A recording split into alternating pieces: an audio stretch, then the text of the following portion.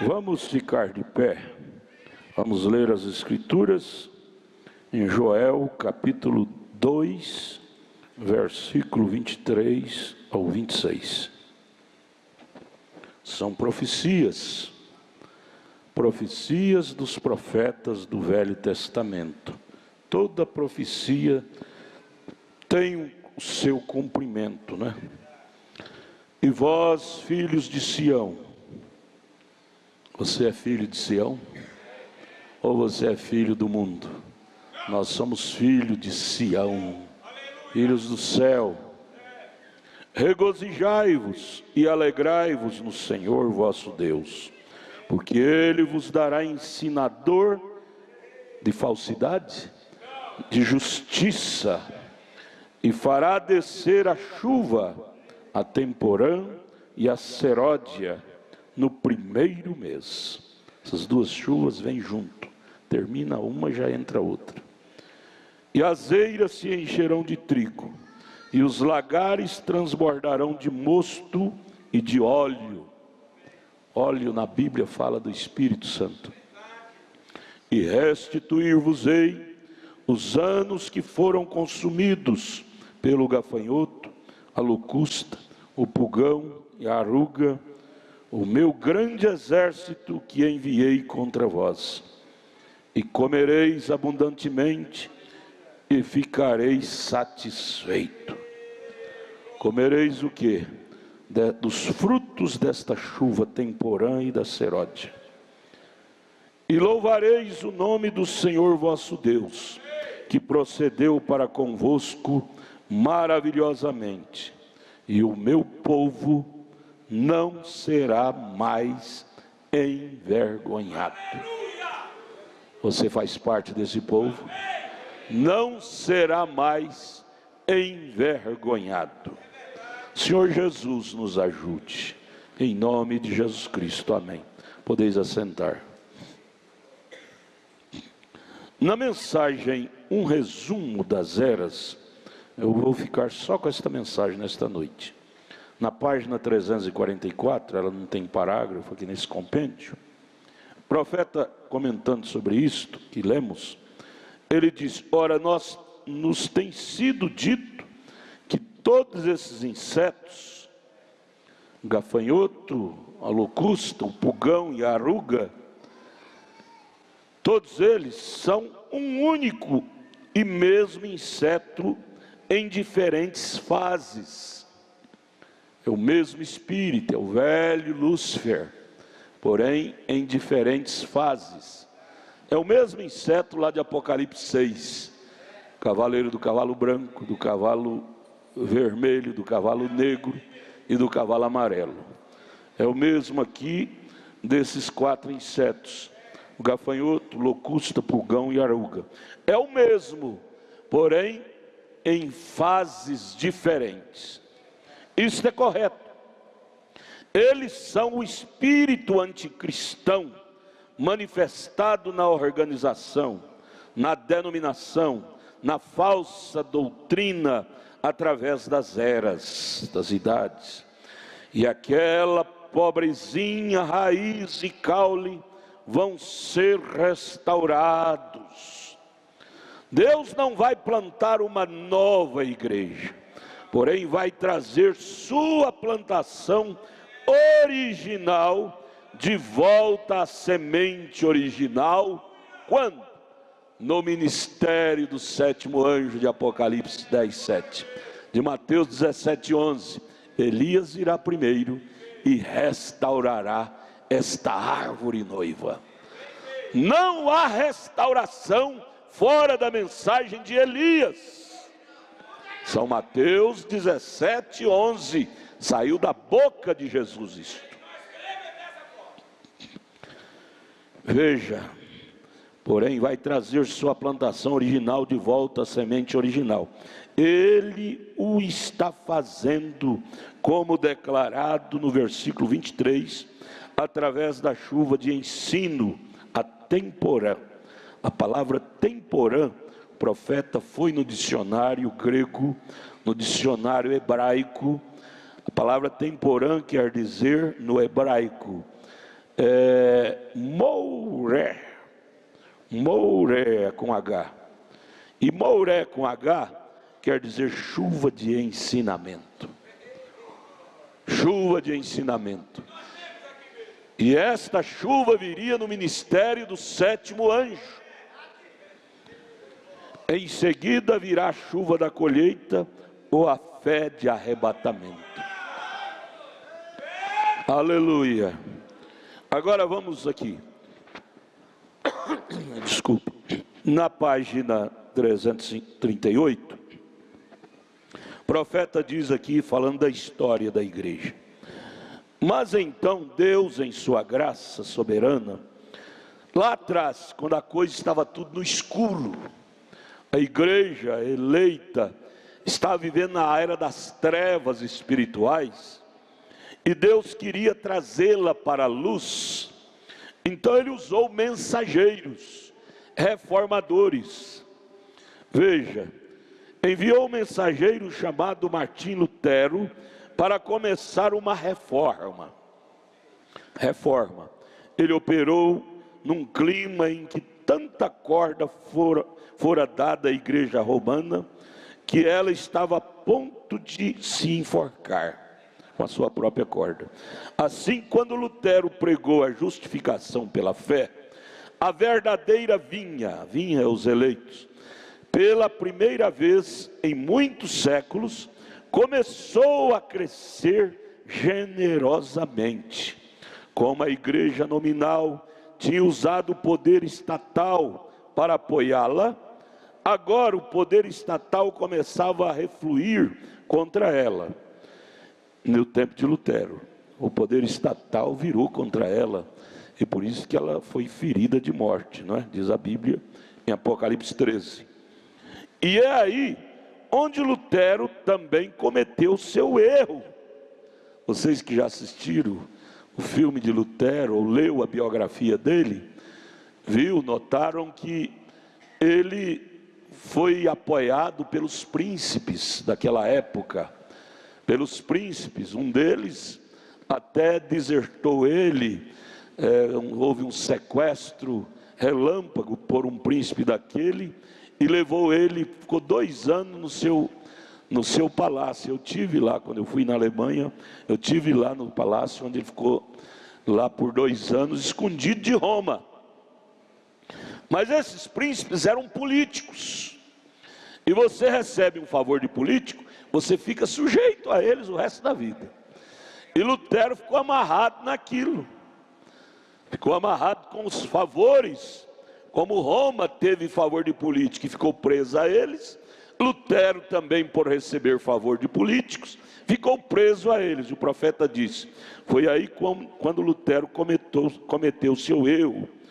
E os verdadeiros crentes cometeram seu erro. Eles permitiram que o Estado os subsidiasse. A igreja eleita nunca pode deixar ser subsidiada por política do Estado. Ela deve ser subsidiada pela palavra de Deus.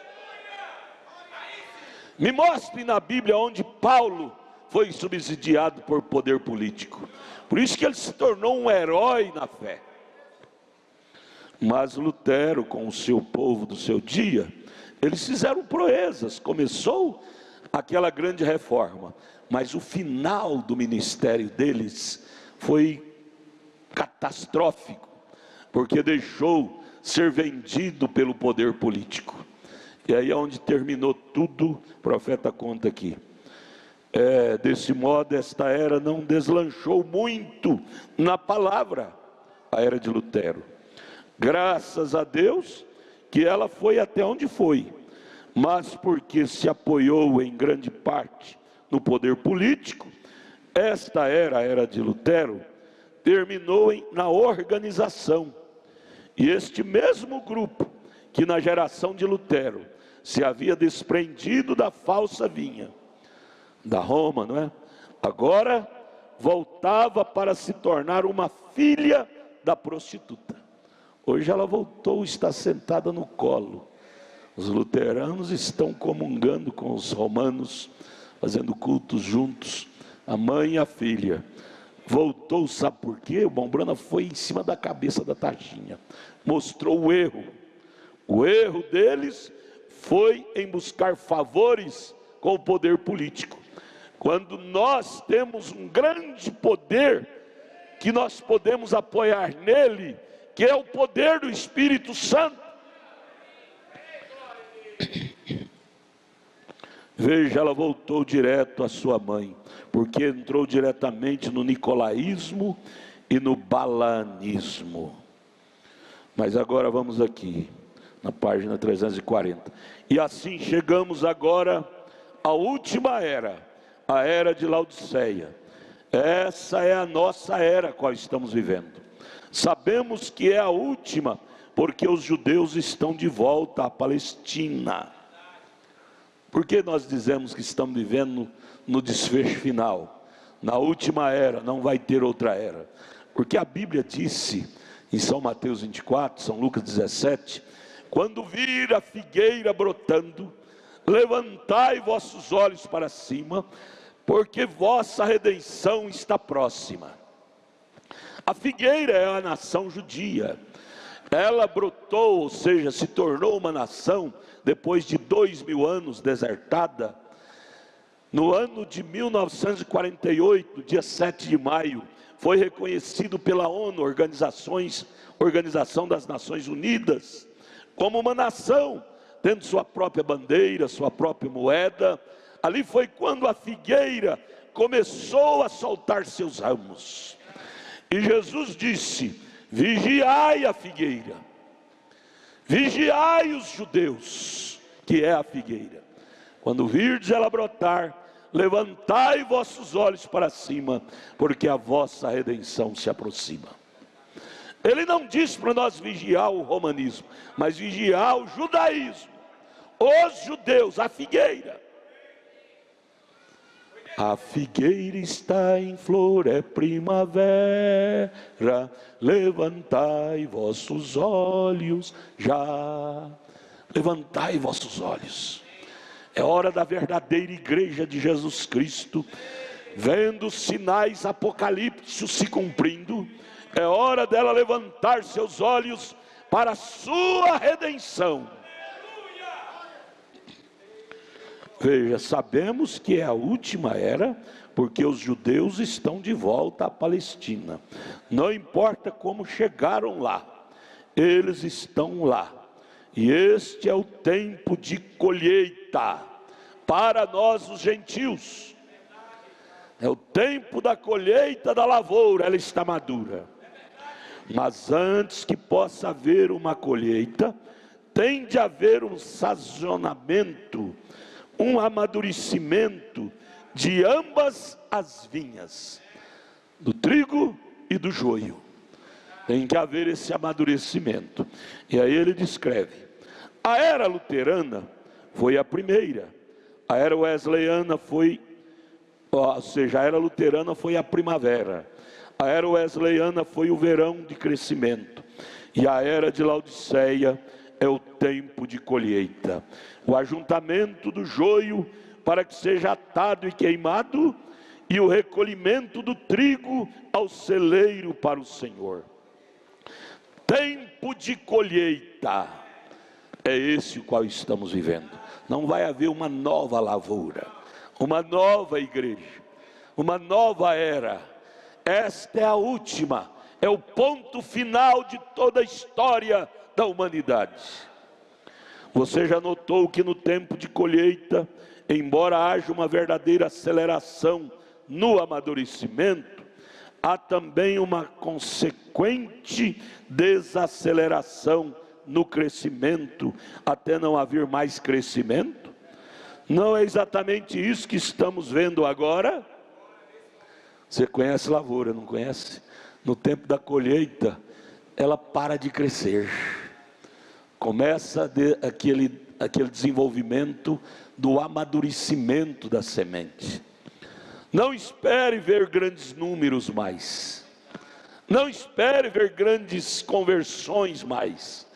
Porque a planta, na hora da colheita, não há mais crescimento.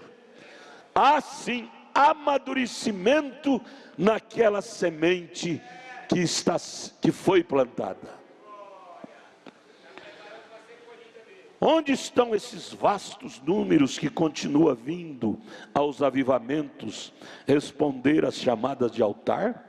Será que eles, na sua maioria, não estão meramente emocionados em sua aproximação, ou desejosos de algo físico, em vez de desejar o que é verdadeiramente espiritual? Você vê grandes pessoas vindo no altar, o irmão Brana disse, a maior parte é interessada em coisas físicas, não em algo espiritual, ou seja, na palavra. Por quê? Porque agora é tempo de amadurecimento, e tempo de amadurecimento acaba crescimento. Será que esta era não é como a do dia de Noé, que entrou na arca e a porta foi fechada, contudo Deus tardou o juízo 7 dias? Nem um só foi literalmente convertido a Deus naqueles dias silenciosos de 7 dias com a porta fechada. Estamos, amados irmãos, vocês têm olhos como eu tenho, contemplando isto. Estamos vivendo em dias silenciosos, como os 7 dias que Noé viveu lá dentro. Naqueles 7 dias não houve mais ninguém que entrou. Ninguém que entrou, a porta estava fechada. E nós estamos mais ou menos naqueles dias. A coisa está pingada, até que não vai haver ninguém mais. A verdade é que nós estamos pregando para almas encarceradas. O último ministério de Jesus, após sua morte, foi ir lá no Hades, pregar para as almas encarceradas, diz a Bíblia, diz São Pedro. E o último ministério da noiva é também pregar para as almas encarceradas no mundanismo. É para juízo, não é para salvação. Veja, estamos nos dias silenciosos, como os 7 dias silenciosos de Noé dentro da arca. Mas o importante para Noé é que ele, sua família, se encontrava dentro da arca. O importante para mim, para você, para nós, deve ser isto também, que você e sua família se encontre dentro da arca. Qual é a arca hoje? É a palavra de Deus. E todavia é o tempo de colheita das 2 sementes. Você está vendo o joio madurinho, e o trigo também deve estar maduro. Então tem de chegar em cena nesta era aqueles que levarão o trigo e o joio à maturidade. Você sabe que tem alguém que leva o trigo à maturidade, que o trigo é a noiva, é a igreja eleita. Quem é que leva a igreja eleita à maturidade? 7º anjo de Apocalipse 10:7. A mensagem do entardecer, ela amadurece o trigo de Deus com a chuva temporã, que é a chuva do ensinamento. Porém, quem é que leva o joio ao amadurecimento? Quem é que leva o joio ao amadurecimento? São esses astros da bola, astros do cinema, astros da televisão, das novelas. São todos eles pessoas que estão levando o joio ao amadurecimento. Nas novelas, na televisão, o que eles falam? Não, o que é isso? Agora é direito do amor. Amor livre. O homem pode amar o homem e casar com o homem. Mulher pode amar a mulher e casar com a mulher. Amor livre. Pode casar até com animal. Amor livre. Pode casar até com animal. É amor livre. O que é isso? Levando o joio ao amadurecimento. Porém, do lado de cá, nós vemos o William Brana dizendo: sai dela, povo meu. Sai dela, povo meu. Levando o trigo ao amadurecimento. Então Deus já repetiu aqui. aqui está, e todavia é o tempo da colheita, então tem de chegar em cena, nesta era, aqueles, são duas linhas, a linha do joio e a linha do trigo, aqueles que levarão o trigo e o joio à maturidade, e eles estão no palco, no cenário agora mesmo. Esses dois personagens estão no cenário agora, o que leva o joio ao amadurecimento e o que leva o trigo ao amadurecimento. Estamos contemplando-os a olho nu, mas quem é que está te trazendo esse amadurecimento da fé, de arrebatamento? Quem é que está promovendo em você, minha irmã, esse amadurecimento da fé de rápido? Aleluia!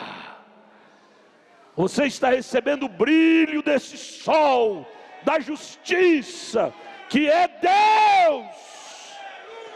Amemos isto, minha gente.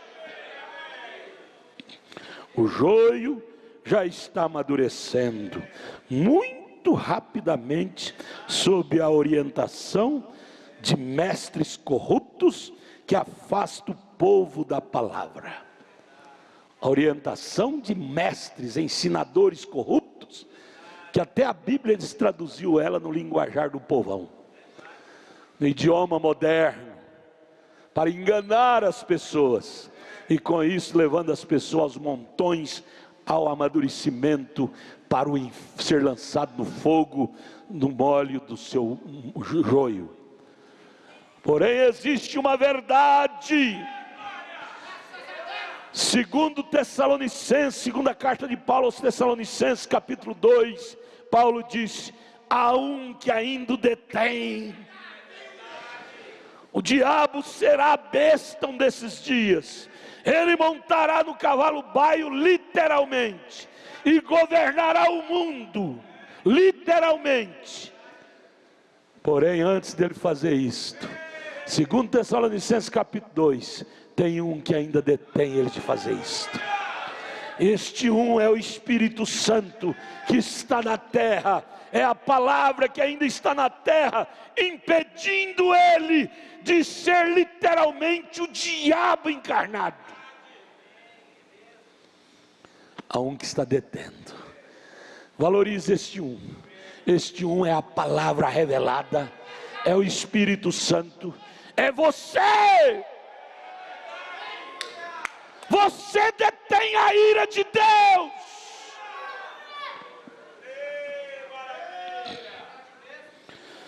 Veja aqui, o trigo também tem de amadurecer, e para ele Deus está enviando o mensageiro profeta com o ministério vindicado, para que seja aceito pelos eleitos. Ele já veio, você aceitou? O ministério de Apocalipse 10:7, de Mateus 17:11, de Malaquias 4:5-6, ele já veio. Não espere dizer isso já aconteceu e você não viu. Abra seus olhos e veja na íntegra. Jesus ajude a nós. Eles ouvirão como a primeira igreja ouviu a Paulo.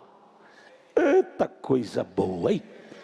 A primeira igreja, a igreja lá de Atos capítulo 2, que foi levantada ali, ela é a nossa mãe na fé. Nossa mãe não é Roma não, nossa mãe é a igreja primitiva, é a igreja dos apóstolos, nascida em Atos 2. E o Espírito Santo levará esta igreja agora a ouvir o mensageiro da hora com tanto amor como eles ouviram a Paulo na primeira era. Ah, isto é lindo demais, você te encontrar dentro disto. Aleluia. Ouvindo isto, amadurecerão na palavra, até tornar-se uma noiva palavra. Está vendo o que é que Deus quer levar nós? Para onde? para nos tornar igreja palavra. Irmão, vamos crer mais nisto. A irmã chegou para mim quinta-feira com o bebezinho no braço, chorando, dizendo: pastor, 1 ano atrás o senhor disse para mim que eu estaria aqui hoje, 1 ano depois, com o meu bebê no braço. E aqui está a bebê, pastor, olha aqui, produto da palavra falada. Deus está querendo nos levar a isto, gente, a acreditar mais na palavra, e teremos resultados da palavra. Ela será uma igreja palavra. Oh Jesus, os prodígios serão encontrados nela, os quais sempre acompanham a palavra pura e a fé. Sinais seguirão a palavra. São Marcos 16. Veja, os grupos da falsa igreja se ajuntarão num concílio mundial de igreja. É o joio se tornando em feixe, amontoando no concílio. O concílio é o feixe, todos amontoados num só feixe. Igreja A, B, C, D, nós temos hoje milhares, mas estão todas conglomeradas dentro de um só feixe, chamado doutrina da Trindade. Trindade, abarca todos num feixe só. Eu tenho lá a encíclica do Papa ainda João, aquele que morreu, João VI. Ele disse: você não tem que deixar de ser batista, metodista, adventista. Ele citou várias denominações. Você não tem que deixar de ser isso para unir conosco. Não, pode continuar. O que você não pode deixar é de crer na Trindade. Quando eu li isto, eu tenho lá na minha casa essa encíclica. Quando eu li isto, regozijei minha alma. Eu disse: graças a Deus que eu não estou no feixe dela. Eu estou no feixe de meus pais da fé. A igreja primitiva nunca creu nisso. Ela foi toda a vida monoteísta, crendo em um só Deus.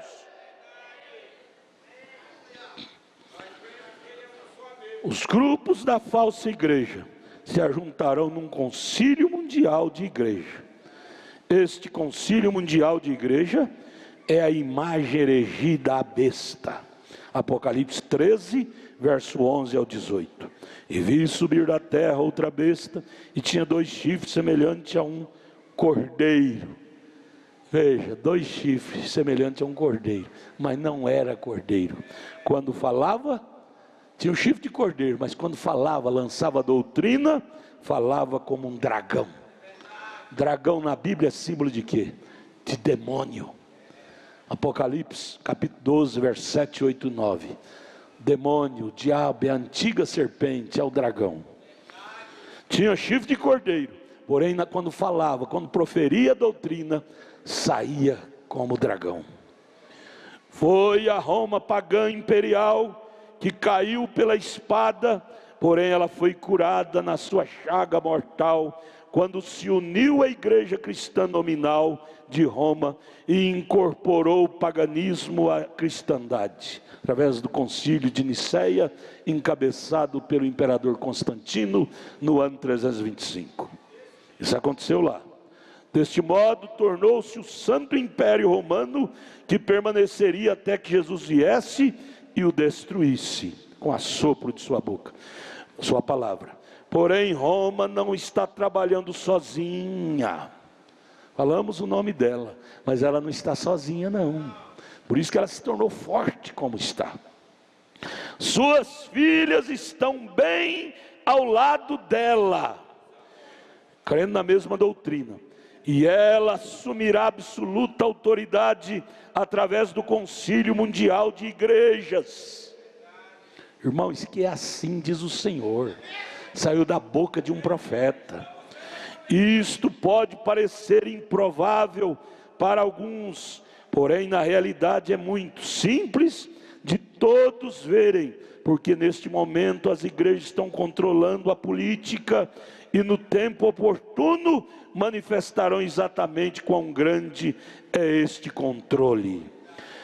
Este movimento ecumênico terminará com Roma na liderança, ainda que as pessoas não imaginassem assim. Será assim, porque em Apocalipse 17, verso 3 ao 6, é declarado que a prostituta, mistério Babilônia, está sentada sobre a besta. Besta na Bíblia quer dizer poder. Ela está controlando o último ou o quarto império. O primeiro império foi Babilônia, o segundo império foi Medo-Persa, o terceiro império foi dos gregos, e agora o último império é romano. E ela controlaria a visão o sonho que Nabucodonosor teve daquela estátua, e a interpretação que Daniel deu, diz que era pés de barro misturado com ferro, todos unidos para pisar, para controlar toda a política monetária, religiosa do mundo todo. Esta igreja romana está fazendo isto, com o sistema mundial de igrejas sujeito a ela. Roma estará controlando, e esta imagem, sistema de igreja, será obediente a Roma, porque Roma controla o ouro do mundo. Deste modo, todas as pessoas têm que pertencer ao sistema mundial de igrejas, ou ficar à mercê da situação, porque não podem comprar ou vender sem a marca da besta na sua mão ou na sua testa. Esta marca na testa significa que terão de aceitar a doutrina do sistema mundial de igrejas, a qual é o trinitarianismo. Marca na testa quer dizer crer nessa coisa. Testa fala de mente, e é na mente que você aceita ou rejeita a coisa. E se você está marcado, você crerá nisto. Selou a mente nisto. E a marca na mão, que significa fazer a vontade da igreja mundial. Batizar nos títulos, trabalhar em prol disso. Marca na testa é crer, marca na mão é fazer. Mas graças a Deus, que Deus não marca a sua igreja na testa. Deus marca a sua igreja no coração, é na alma. Uma vez marcado no coração, você não moverá disto. Amém. Veja, como este grande poder, os sistemas eclesiásticos perseguirão a verdadeira vinha, a verdadeira noiva. Você tem que estar forte, irmão. A coisa não é só ser um religioso, a coisa é ter o Espírito Santo, porque a prova da nossa fé está chegando. Até agora não chegou não, até agora nós não estamos sofrendo nada por amor à palavra, porque ela está como o dragão adormecido. Ela está viajando o mundo de um país a outro, com aquela meiguice, igual um gato esconde a unha e fica naquela meiguice. Meus irmãos, meus filhinhos, abençoado seja. Meiguice para conquistar, porém não ficará assim por todo o tempo. Para resistir isto, disse Paulo em 2 Tessalonicenses 2, quem o resistirá? Somente o Espírito Santo. Sem o Espírito Santo, nós não podemos fazer parelha com o diabo. Nós não podemos resistir a esse poder, porque será monstruosíssimo. E o profeta prossegue aqui, nas últimas linhas da página 341, no resumo das eras. Com este grande poder, os sistemas eclesiásticos perseguirão a verdadeira noiva. Se prepara. Qualquer coisinha nós estamos fazendo bico, emburrando. E quando vier a pressão que está para vir aí desse sistema eclesiástico, eu quero ver você fazer biquinho. Eu não vou na igreja mais. Me corrigiu, me machucou. Eu quero ver você fazer biquinho diante dela. Ela vai vir como um trator de esteira. como um trator de esteira. Só o Espírito Santo é que te dará graça para resistir e não negar o nome. Com este grande poder, o sistema eclesiástico perseguirão a verdadeira noiva. E esta imagem procurará impedir a noiva de pregar e ensinar. Impedir a noiva. Então não me venha com esse pensamento de que a noiva não passará por um pequeno aperto. Não, um dia um irmão brigou comigo, disse, não, a noiva, o irmão Brana disse que a noiva não passará pela tribulação. Eu disse, correto, não passará pelo período. O período da grande tribulação é 365 dias, 3 anos e meio, ou 365 meses, 1265 dias, exato, dá 3 anos e meio. Esse período começa do dia 1, 2, 3, mas até começar a contagem, haverá um aperto.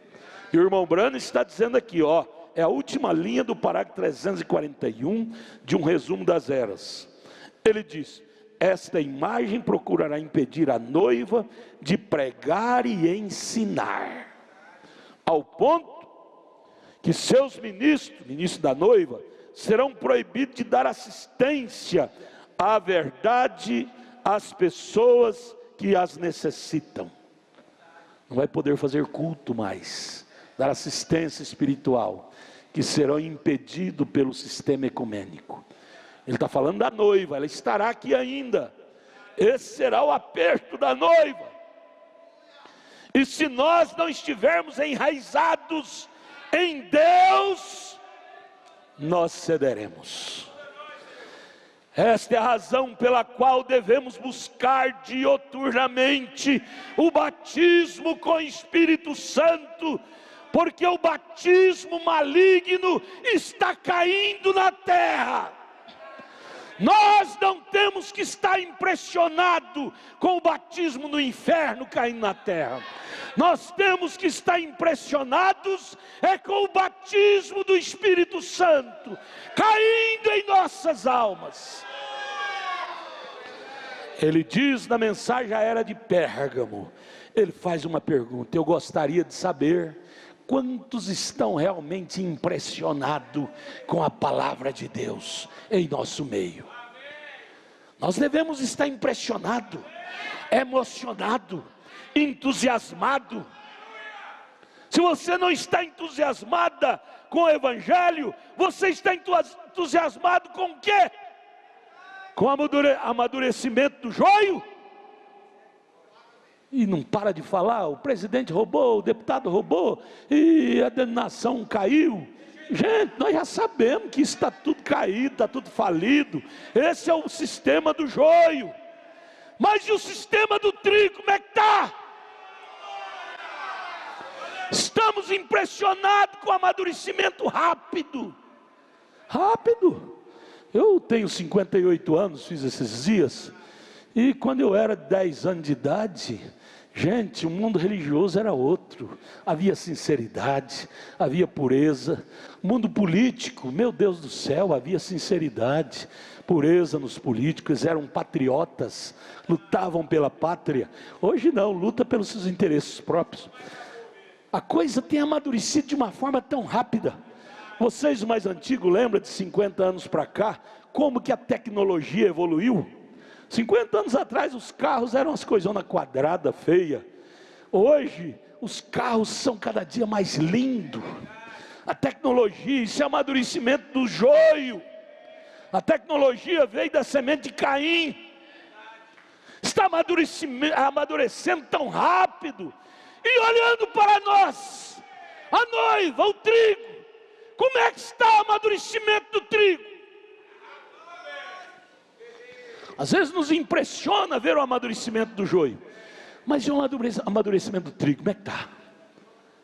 Oh Deus, brilhe em nós com os teus raios, os raios do Espírito Santo, brilhe mais fundo nos genes desta semente eleita.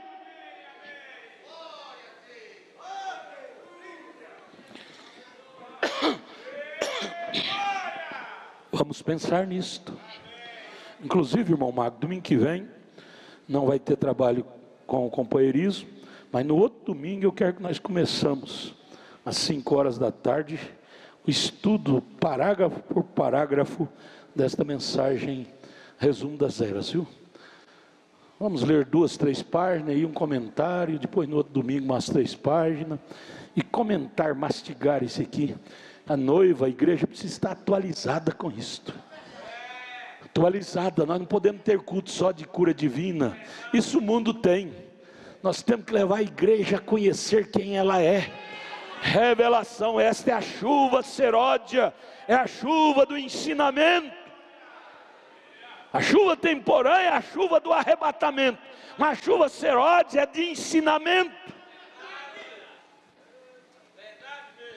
Veja, ela será proibida de pregar, seus ministros serão proibidos de dar assistência aos necessitados. Aí o profeta termina dizendo: porém, antes que o anticristo, em pessoa, assuma o comando completo desse sistema mundial de igrejas, a verdadeira igreja será tirada deste mundo para estar com o Senhor. Deus arrebatará a sua noiva para a grande ceia das bodas do Cordeiro. Deus a levará. Você já apertou a semente de melancia na mão? Você vai apertando, apertando, até que ela faz, espirra para longe. Assim é a noiva. Os eleitos serão apertados, até que o arrebatamento acontece, ela faz, vai embora. Mas tem que haver uma pressão. Tem que haver uma pressão do concílio ecumênico em cima da noivinha. Sem pressão não há força para subir. Agora vamos aqui, a página 342. Esta era Laodiceia, né? Começou logo após a passagem do século 20. Como tinha de ser a era da qual a verdadeira igreja voltaria a ser a noiva que foi no Pentecostes. Esta era a qual estamos vivendo é a era em que a verdadeira igreja, você faz parte dela? Você crê que você faz parte dela? Ela tinha de ser, voltaria a ser a noiva como foi em Pentecostes, a semente. Lá foi a semente plantada e agora é a semente produzida. Sabemos que deve haver necessariamente um retorno do poder dinâmico. Todo mundo sabe disso. Os incrédulos, os denominacionais, que se chamam pentecostais entre aspas, sabiam que deveria haver o retorno do poder dinâmico. Veja, os crentes sentiram isto em seus espíritos e começaram a clamar a Deus por isto, por um novo derramamento, tal como fora no primeiro século, lá em Pentecostes de Atos 2. O que parecia ser a resposta veio quando muitos começaram a falar em línguas, a manifestar dons do Espírito Santo. Creu-se então que isto verdadeiramente era a tão esperada restauração. Você lembra da história da rua Azusa, lá na Califórnia? Aquele homem de cor, cego de um olho, que começou o movimento pentecostal, e aquilo arrebentou, deslanchou por toda a América, chegou até no Brasil, e sacudiu o povo com os dons carismáticos. O irmão Branham disse, eles pensaram que aquilo era a chuva seródia, ou a temporã, que é a primeira. O profeta disse, não era, porque a chuva seródia só pode vir depois da chuva temporã. Primeiro vem a temporã, depois vem a seródia. A temporã é a chuva de ensinamento. E quem traria essa chuva de ensinamento? Seria o teólogo A, B, C? Quem traria era um profeta. Mateus 17:11. Elias restaurará todas as coisas. Através de quê? De dons carismáticos? Nós não cremos no profeta desta era, porque ele ressuscitou 5 mortos, porque ele revelava o segredo das pessoas, câncer caía na plataforma, cura divina acontecia aos montes, ele revelava segredos ocultos da vida das pessoas. Nós não cremos nele ser um profeta por causa disso, porque isso é dom. E Romanos 11, 29 diz que dom é dado até para rebeldes. O que nos leva a crer nele é na sanidade do ensinamento bíblico que ele trouxe para nós. Começando do batismo bíblico, da unicidade bíblica, da santa ceia bíblica, da doutrina bíblica, de volta à palavra original. Isso é que caracterizou ele como profeta. Porém, esse movimento que começou na Rua Azusa, começou errado, porque isso tinha que começar por um profeta, trazendo de volta o fulgor, mas tinha que vir através da chuva seródia. Isso só pode vir depois da chuva temporã, ou seja, a chuva temporã, que é a chuva do ensinamento, e a seródia, que é a chuva do avivamento. Avivar quer dizer tornar vivo aquilo que já começou. Nós estamos vivendo agora na chuva do avivamento, tornar vivo a chuva do ensinamento que o 7º anjo já trouxe. Ela é sequência uma da outra. Veja, a chuva da primavera, ou a chuva do ensino, teria que vir primeiro, a chuva seródia, depois a chuva de colheita. Como podia isso ser a coisa real, quando a chuva de ensino ainda não tinha vindo? Como podia o movimento lá da Rua Azusa ser a resposta da necessidade do povo, quando a chuva de ensinamento ainda não tinha vindo, o 7º anjo não tinha chegado? Aquilo foi só uma coisa da carne, entusiástica, trazendo emoções físicas. Mas o que aconteceu com aquele povo lá da Rua Azusa? O profeta conta. O mensageiro profeta tinha que ser enviado primeiro para ensinar o povo e converter os corações dos filhos de volta aos pais pentecostais, e ainda não tinha vindo. Assim, o que se pensava ser a restauração e a vivificação final para o arrebatamento não tinha vindo. Ela veio agora, através do mensageiro profeta. Nisto existia uma mistura dos injustos participando da bênção espiritual e manifestando-se no Espírito Santo, como temos perseverado em lhes mostrar. Nisto também existia o poder diabólico, quando os homens estavam sob o controle de demônios, embora ninguém parecia percebê-lo. Por que controle de demônio? Por causa da doutrina errada. Então, para provar que isso não era o real, estas pessoas, antes mesmo que uma segunda geração aparecesse, eles se organizaram e escreveram suas doutrinas não escriturísticas e construíram suas próprias cercas, como todos os outros grupos antes deles o fizeram. Se denominaram. Se fosse real, eles não tinham se denominado. Fechassem um cerco e se denominaram. Quando se denomina, morrem bem ali. Faz mais de 50 anos que este homem morreu. Porém, a sua mensagem, até hoje, nunca se denominou. Nunca se mundanizou. Você diz, mas e fulano Beltrano? As pessoas talvez mundanizaram, mas a mensagem não. A mensagem continua intacta, pura.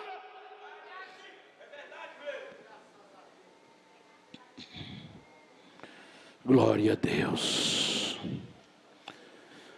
Veja, Lutero tinha o Espírito de Deus, porém em porção, por medida. Porém, sua era não foi a era da plena restauração, através de outra efusão como no princípio. Foi o mesmo com Lutero, Booth, Knox, Whitefield, Brainerd, Jonathan Edwards, Miller, todos esses grandes homens tinham o Espírito Santo por medida. Não eram a pessoa da chuva seródia e da temporã. Seguramente eles eram cheios do Espírito na sua condição. Você pega um copo pequeno e enche ele de água, e pega um copão grande e enche de água. Todos os dois estão cheios, porém por medida. O pequeno está cheio, mas na medida dele. O grandão está cheio na medida dele. Vocês estão entendendo o que é por medida? Estavam cheios na sua era, mas por medida. Veja, eles eram cheios do Espírito, sim, eles certamente eram. Porém, a era em que cada um viveu não foi a era da restauração, nem foi alguma outra era, senão esta última era, a era de completo escurecimento na apostasia. Esta é a era da apostasia lá do mundo, e esta é a era da restauração. Por o lado do joio é a era da apostasia, morte espiritual. Tudo está morto, religião, política, economia, tudo morto. Porém, a noiva não está morta. O Espírito Santo não está morto. Você diz, mas o crente da mensagem de tal lugar, desviou. Eu não estou falando de pessoa, estou falando do Espírito Santo. Eu estou falando da palavra. E se você estiver na palavra, se nós estiver na palavra, nós não morreremos. 1000 cairão ao meu lado, 10.000 à minha direita, porém eu estarei vivo, estarei de pé. Pense nisto. Pense nisto. Esta é a era da apostasia. Esta é a era também da restauração de Mateus 17:11. É a era de Elias. É a era profética. E graças a Deus, Deus iluminou nossos olhos para ver o nosso dia. É a era do ciclo concluído. O ciclo de Deus. Começou com Paulo, Irineu, Martim, Columba, Lutero, Wesley. E agora é a era da conclusão desse ciclo. E essa conclusão, Deus enviou o maior ministério que já pisou na terra. O ministério da restauração de todas as coisas. Ele não veio remendar a igreja. Lutero veio remendar, Wesley veio remendar, pentecostais vieram remendar, porém Elias veio restaurar, fazer de novo. E você está nisto. Você não está aqui para ser remendado. Remendo novo e vestido velho rasga. Você sai daqui, a primeira tentação você já cai, que é um crente remendado. Porém, um crente nascido de novo é diferente. Nós não somos uma igreja remendada. Nós somos uma igreja restaurada.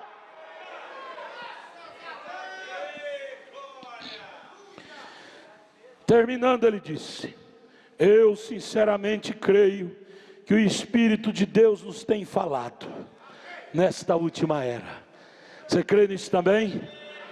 Através do ministério de Elias, não apenas nos ensinando as verdades das eras, mas tem tratado fielmente com corações para que se convertam a Ele.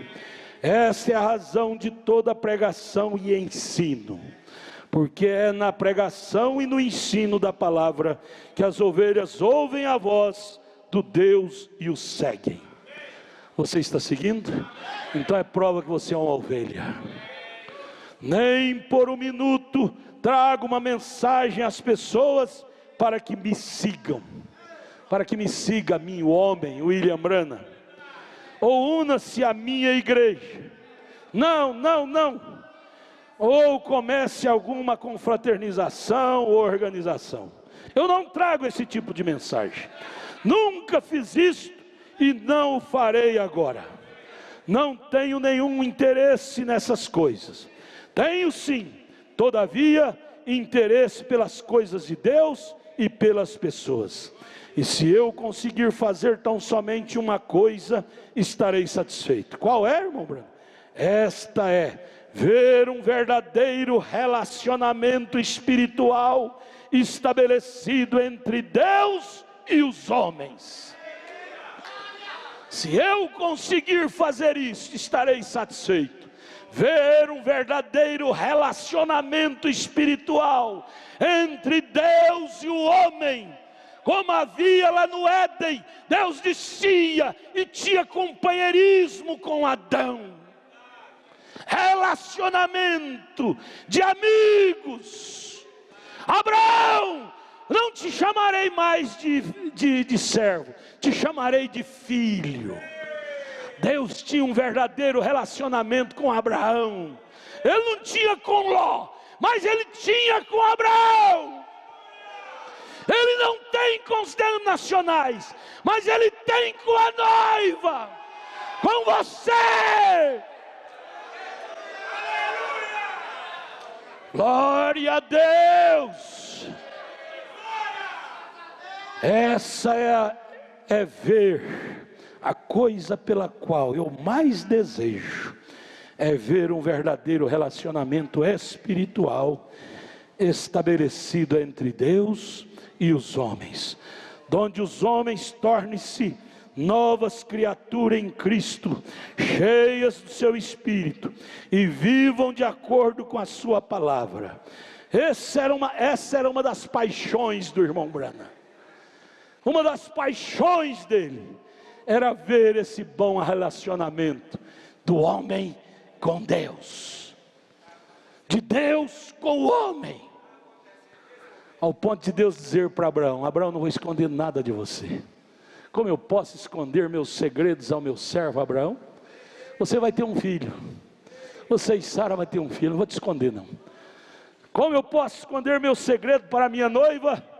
Minha noiva, você vai ser transformada, e eu vou receber vocês nos ares.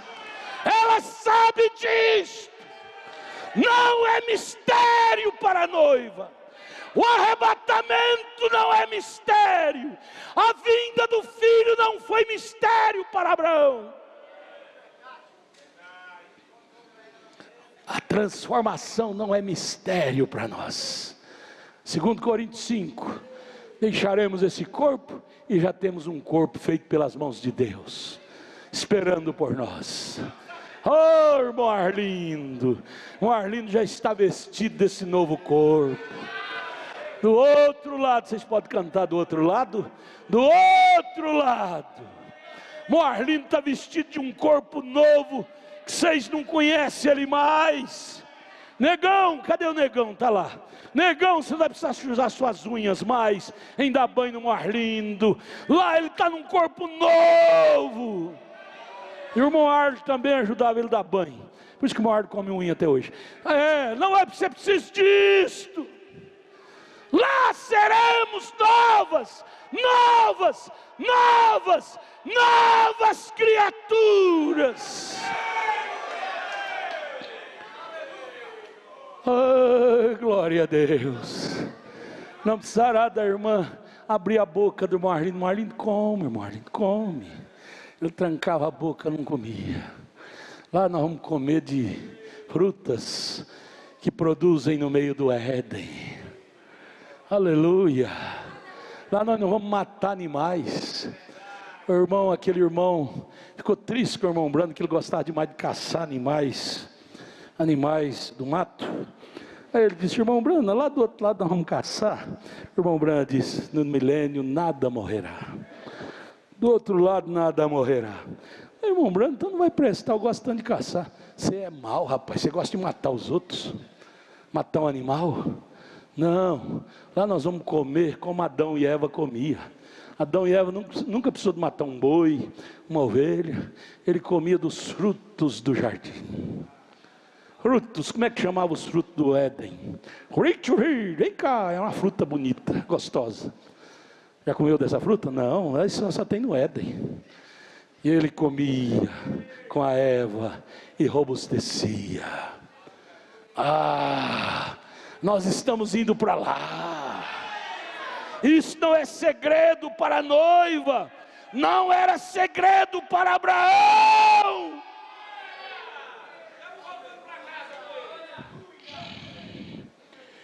Nem por um momento trago uma mensagem para as pessoas me seguirem, mas eu trago uma mensagem para que haja um perfeito relacionamento entre Deus e o homem, onde os homens tornem-se novas criaturas em Cristo, cheias de seu Espírito, e vivam de acordo com a sua palavra.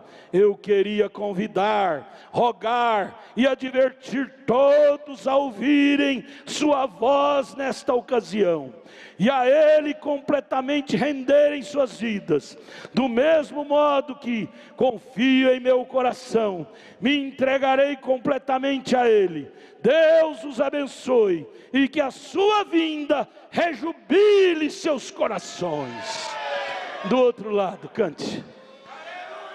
Que a vinda de Cristo, o arrebatamento, seja uma frase de rejubilo para nós, de alegria, de emoção. Do outro lado, Marlindo está lá, olhando para nós, esperando por nós. Marlindo, tenha paciênciazinha aí, logo nós estaremos aí também, Marlindo. E os problemas daqui, lá não vai ter os problemas daqui. Não.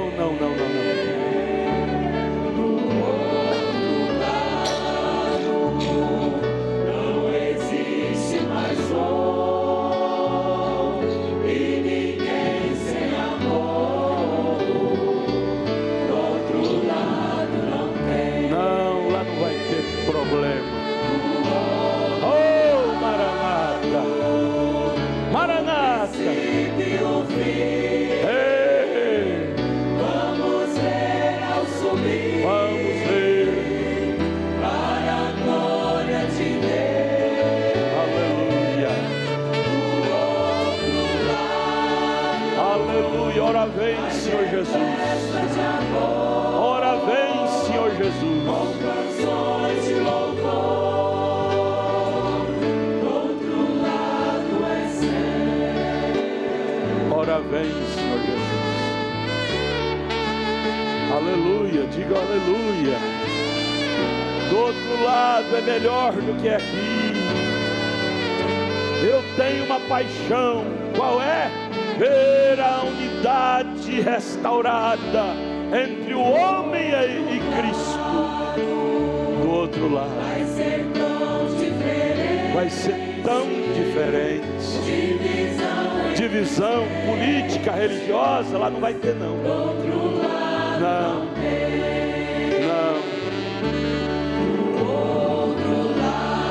Sim, pense nisso.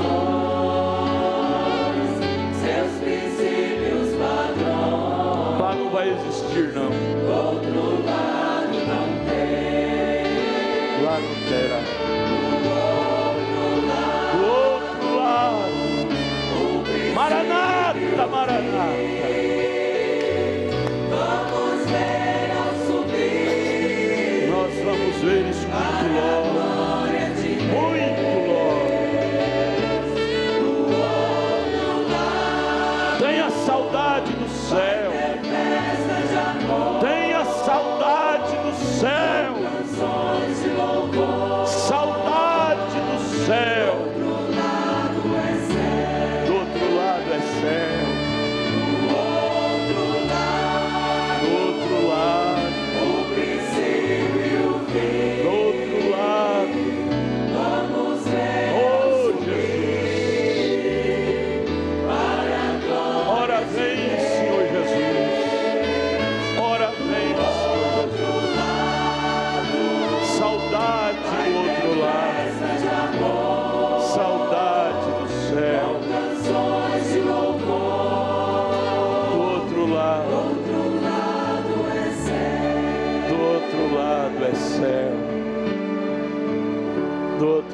tudo é céu. A irmã Lia do outro lado não vai ter essa perninha torta. Ela vai ser uma moça tão linda, que você que a despreza aqui, lá você vai correr atrás dela. O irmão Arlindo aqui era cego de um olho, ficou 80 anos, ninguém quis casar com ele, e ele também não quis casar com ninguém. Mas lá, hoje, agora, ele está num corpo tão lindo. O irmão Brana foi lá, Deus levou ele lá em visão. Ele disse que aqueles jovens, lá não tem velho, é só jovem. Lá não tem velho nem criança, é só jovem, de 18 a 20 anos, como ele fez o primeiro Adão. Ele não fez Adão criança, ele fez Adão jovem. E lá o irmão Brana disse, era aqueles jovens, aquelas moças, cabelos longos, não tinha ninguém com cabelo cortado lá. E nem com roupa transparente, aquelas vestes brancas, descalço, vinha lhe abraçar, tão linda, tão linda. Ele disse, lá o homem pode abraçar a mulher. Aqueles moços tão lindos, tão lindos. Irmão, você estará vestido de um corpo desse, um dia deste. O irmão Arlindo já vestiu um. O corpo velho dele está derretendo, lá na sepultura lá de Lusiânia. Nós sepultamos ele ontem. Vai começar a derreter a partir de 72 horas. Porém o novo corpo dele, ele já está nele lá. Chamar ele, Marlindo, volta para cá, vem cuidar da igreja para nós. Ele disse, se vira, arruma outra aí. Se vira. Não volto para aí de jeito nenhum, nem que me paga milhões. Não volta. Esposa queridinha, Hope do irmão Brana, amava ele demais, demais. Quando morreu, ele chamou, entrou em desespero. Ela voltou só para dizer para ele, Billy, case com outro para cuidar do pequeno Billy Paul, mas não me deixa eu voltar de lá não, eu quero ficar lá é milhões de vezes melhor do que aqui. Já pensou a mulher liberar o marido para casar com outra? É só em troca de algo melhor, não é? Ela estava no lugar milhões de vezes melhor do que aqui. Fique solteiro não, Billy, mas case. Mas eu não quero voltar para aqui não, Billy.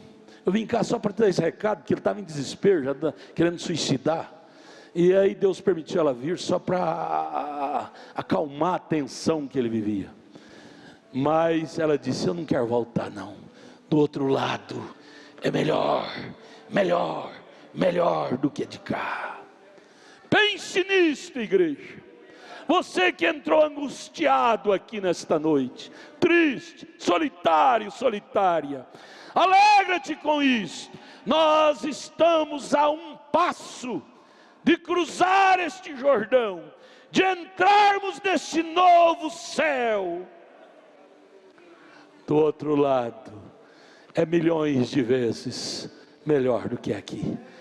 Não seja um covarde. Logo para cruzar o Jordão, você voltar atrás, é uma covardia, uma loucura. Vista-te da roupagem de Efésios 6:10, a roupagem de Deus, e vamos a um combate, porque perto está a nossa Canaã espiritual. Já está à vista, a nova terra, os novos céus, já está à vista. Eu lembro quando Pedro Álvares Cabral foi para descobrir o Brasil, estava em alto mar, e eles cansados, já acabando os mantimentos, de repente ele subiu no mastro do navio, e gritou para a sua tripulação dizendo, terra à vista, é a ilha de Veracruz, Santa Cruz, e depois Brasil, terra à vista, igreja, terra à vista,